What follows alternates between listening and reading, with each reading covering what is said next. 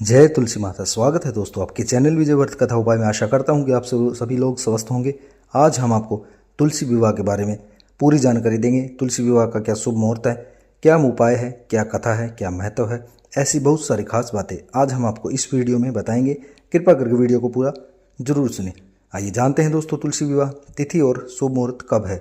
हिंदू पंचांग के अनुसार कार्तिक माह के शुक्ल पक्ष की द्वादशी तिथि का आरंभ 12 नवंबर को शाम 4:04 पर होगा। द्वादशी समाप्त 13 नवंबर 2024 को दोपहर 1:01 पर होगा।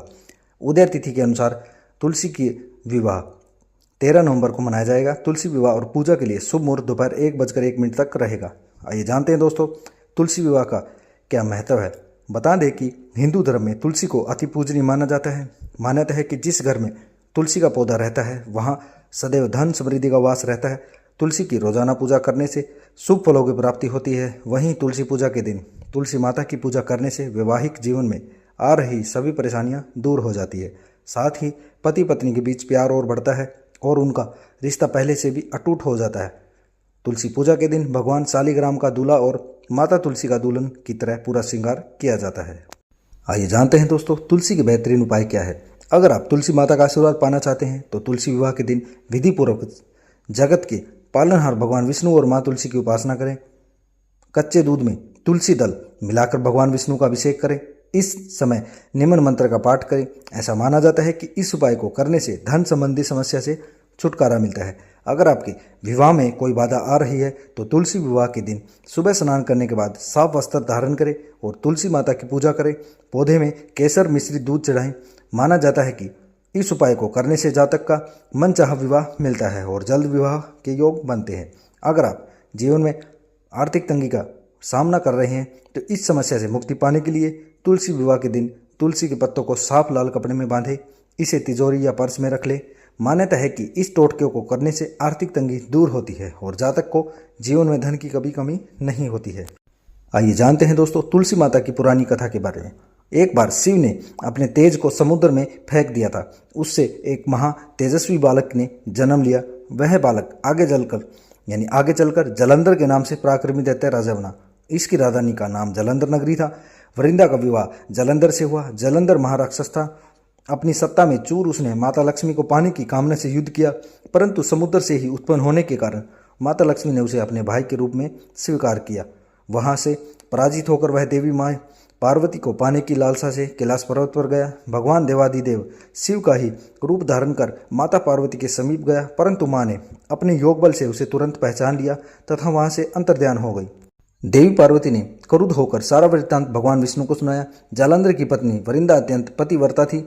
उसी के पतिव्रत धर्म की शक्ति से जालंधर न तो मारा जाता था और न ही पराजित होता था। इसी जालंधर का नाश करने के लिए वरिंदा के पतिव्रत धर्म को भंग करना बहुत जरूरी था। इसी कारण भगवान विष्णु ऋषि का वेश धारण कर वन में जा पहुंचे, जहां वृंदा अकेली घूम रही थी। भगवान के साथ 2 मायावी राक्षस भी थे, जिन्हें देखकर वृंदा भयभीत हो गई। ऋषि ने वरिंदा के सामने पल में दोनों को भस्म कर दिया। उनकी शक्ति देखकर वरिंदा ने कैलाश पर्वत पर महादेव के साथ युद्ध कर रहे अपने पति जलंधर के बारे में पूछा। ऋषि ने अपने माया जाल से 2 वानर प्रकट किए। एक वानर के हाथ में जलंधर का सिर था, दूसरे के हाथ में धड़। अपने पति की यह दशा देखकर वृंदा मूर्छित होकर गिर पड़ी। होश में आने पर उन्होंने ऋषि रूपी भगवान से विनती की वह उसके पति को जीवित करे। भगवान ने अपनी माया से पुनः जलंधर का सिर धड़ से जोड़ दिया, परंतु स्वयं भी वह उसी शरीर में प्रवेश कर गए। वरिंदा को इस छल का जरा भी आभास न हुआ। जलंधर बने भगवान के साथ वरिंदा पतिव्रता का व्यवहार करने लगी, जिससे उसका अस्तित्व भंग हो गया। ऐसा होते ही वरिंदा का पति जलंधर युद्ध में हार गया। इस सारी लीला का जब वरिंदा को पता चला तो उसने क्रुद्ध होकर भगवान विष्णु को शिला होने का श्राप दे दिया तथा स्वयं सती हो गई। जहां वरिंदा भस्म हुई वहां तुलसी का पौधा उग गया। भगवान विष्णु ने वरिंदा से कहा, हे वरिंदा, तुम अपने अस्तित्व के कारण मुझे लक्ष्मी से भी अधिक प्रिय हो गई हो।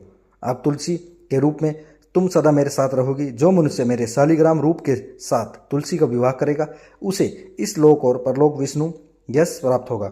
जिस घर में तुलसी होती है वहां यम के दूत भी असमय नहीं जा सकते। गंगा व नर्मदा के जल में स्नान तथा तुलसी का पूजन बराबर माना जाता है। चाहे मनुष्य कितना भी पापी क्यों ना हो, मृत्यु के समय जिसके प्राण मंजरी रहित तुलसी और गंगा जल मुख में रखकर निकल जाते हैं वह पापों से मुक्त होकर वैकुंठ धाम को प्राप्त होते हैं। जो मनुष्य तुलसी व आंवलों की छाया में अपने पितरों का श्राद्ध करता है उसके पितृ मोक्ष को प्राप्त हो जाते हैं। उसी दैत्य जालंधर की यह भूमि जालंधर नाम से विख्यात है। सती वृंदा का मंदिर मोहला कोट किशनचंद में स्थित है। कहते हैं इस स्थान पर एक प्राचीन गुफा थी जो सीधी हरिद्वार तक जाती थी। सच्चे मन से 40 दिन तक सती वृंदा देवी के मंदिर में पूजा करने से सभी मनोरथ पूर्ण होते हैं। दोस्तों आज की वीडियो कैसी लगी आपको? इसी तरह आप मुझे जुड़े रहे हमारे चैनल विजयवर्त कथा उपाय से और हमें फुल सपोर्ट करते रहिएगा। चैनल को सब्सक्राइब कीजिएगा, लाइक कीजिएगा और शेयर कीजिएगा दोस्तों। तो मिलते हैं नेक्स्ट वीडियो में। धन्यवाद।